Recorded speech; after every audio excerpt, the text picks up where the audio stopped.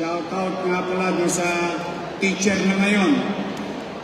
Yung kaklase ko, si Arlan Rabino. Siya ay inilaban namin sa class namin sa palaro. Player siya ng sepak takraw. Meron ba ba ngayon sepak takraw? Every yun. Tondo High School. Ngayon teacher na namin. Dati ring atleta. So, that's what I'm saying. And one of many, like you, proud, matangos ang ilong, nakataas ang noo, and I can say it anywhere. I'm a product of public education system. Full-blooded. No daycare, tulungan center. Sa mga bata, hindi na inabot yung tulungan center. Rosario Almario Elementary School. Tapos Tondo High School. Kaya full-blooded product of public education system. Bibihira na kasi ngayon na talagang nasa pamahalaan na produkto ng pampublikong paaralan. That's why I'm very proud of my teacher. Shout out, yung iba, nasa langit na. Lalo na, hindi ko makakalimutan na si Mrs. Laseste, teacher ko nung grade 2. Ikaw, kwento ko lang saglit. Kaming mga bata, kayo mga mag-aaral, isa sa ayaw namin mangyaring karanasan sa loob ng paaralan ay ipatawag ang magulang namin. Naku, ang nervyos ko nun. Grabe. Sabi ni Mrs. Laseste, tawagin mo yung magulang mo. Yung nanay ko, labandera. Yung tatay ko, sa Pier 8, estibador. Sa buhay mahirap, hindi pwedeng gambalain ang magulang para lang tawagin sa eskwelahan kasi mawawala ng tsape or mawawala ng kita. The thing is, I am required. So, dumating nanay ko, sabi ko sa nanay ko, pinapatawag ka ng teacher ko. Sabi niya, French word. Hindi ko masabi, may mga bata. Ano naman ginawa mo sa eskwelahan? Hindi ko po alam. True enough, she went. And I saw Mrs. Laseste sa labas ng classroom, sa pintuan, talking to each other. And kabado ako, pauwi na ako. Inahanda ko na yung WebEx ko. Kasi most likely makukulata ka ng nanay mo dahil pinatawag yung teacher. Pagdating sa bahay, ikaw, sinabi ko sa iyo, mag-aral ka lang. Ginanon ako ng nanay ko, si Chayong. Mag-aral ka lang.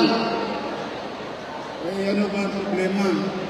Sabi ng teacher mo, attend ka raw ng recognition day dahil first honor ka.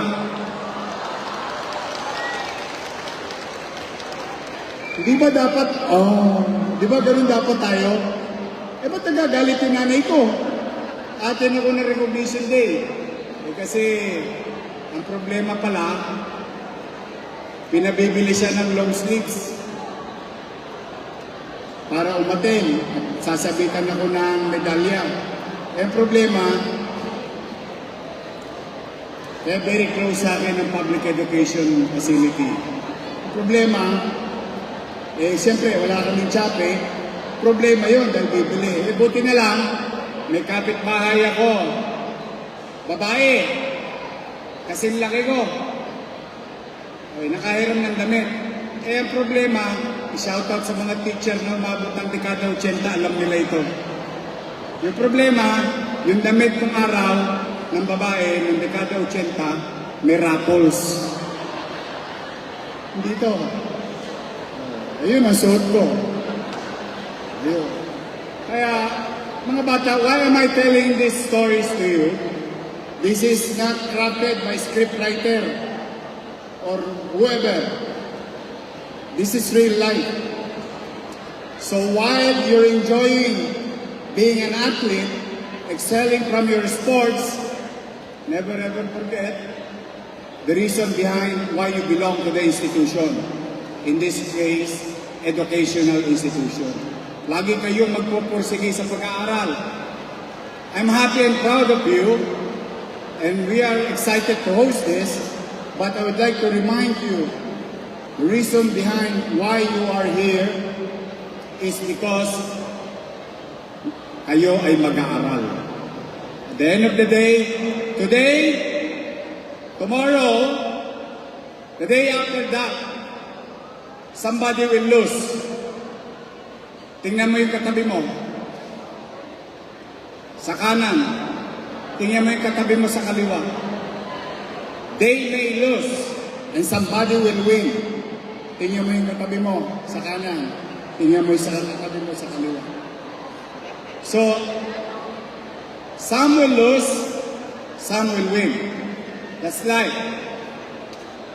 And in failure and adversities, there is a learning curve that you can utilize or use your adversity in your advantage. Kaya gusto namin, gusto ng magulang nyo, gusto ng teacher nyo, ng trainer nyo, ng school nyo, ng principal nyo, ng SDO nyo, kayo mag-uwi lahat ng gold medal. But it will never happen. Now, having said that, some will lose, some will win. What is important, the whole of the region of the NCR, one region, one goal. Because you are not competing to others for him or her to lose and for you to win.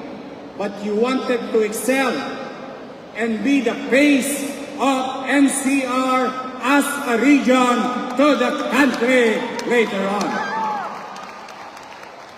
Kaya, si Amy ba yun? Uy, Mayora! Oh, Mayora Amy. Oh, palagpakan natin si Mayora Amy ng Pasay.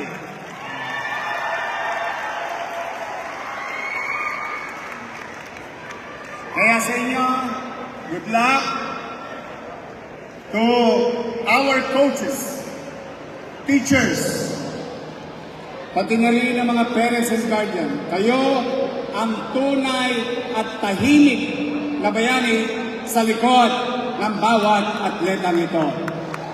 Children, students, athletes, palakpakan natin ang ating mga guro, mga coaches, principals, organizers, and everyone in their respective SDO.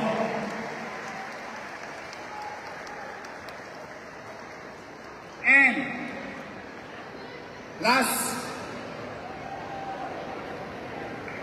sharing. Sabi ko, dito kayo magsisimula, lalaban kayo sa buong bansa. For all you know, baka maging atleta kayo ng mundo. Why?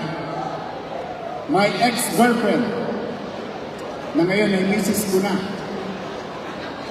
siya po ay member ng Philippine team. Black belt na. Taekwondo. Oh, kaya mabait akong asawa. Charot. The Vice Mayor's brother is our representative in the world. Champion din ng Taekwondo si Ali Atienza. So, even yung sister-in-law ko is the first Olympian. The first Olympian when Taekwondo is a demo sports at the time. Eva Ditan. So, yun yung gusto ko makamit ninyo balang araw. But at the end of the day, ulit-ulitin ko, mga bata, mag-aral kayong mabuti. Sayang. Enjoy being an athlete. There's freebies about it. But still, you have to focus through education. It creates more opportunity. Saan ka nakakita? Atleta ka na. Graduate ka pa. Saan ka nakakita? Atleta ka na. Honor student ka pa. So there is no impossibility. Kaya uli sa inyong lahat na naparito, in our own little way, through the leadership of our Superintendent, Ma'am Cayola, and to the STO family of Manila, we'll try our best to make it successful, peaceful, at worth remembering yung inyong pagdako dito sa lungsod ng Maynila. To our principals who are here, thank you very much for supporting our students. And rest assured that your city government of Manila will continue to invest despite of our minimal resources. We will continue to count and concentrate all our effort and our resources to focus on MBN. Kung meron kayo mayuwi sa amin, MBN, Minimum Basic Needs. 4 lang yan para sa atin. Housing, education, healthcare, and jobs. That's why we are here and proud, excited to host your game for this year.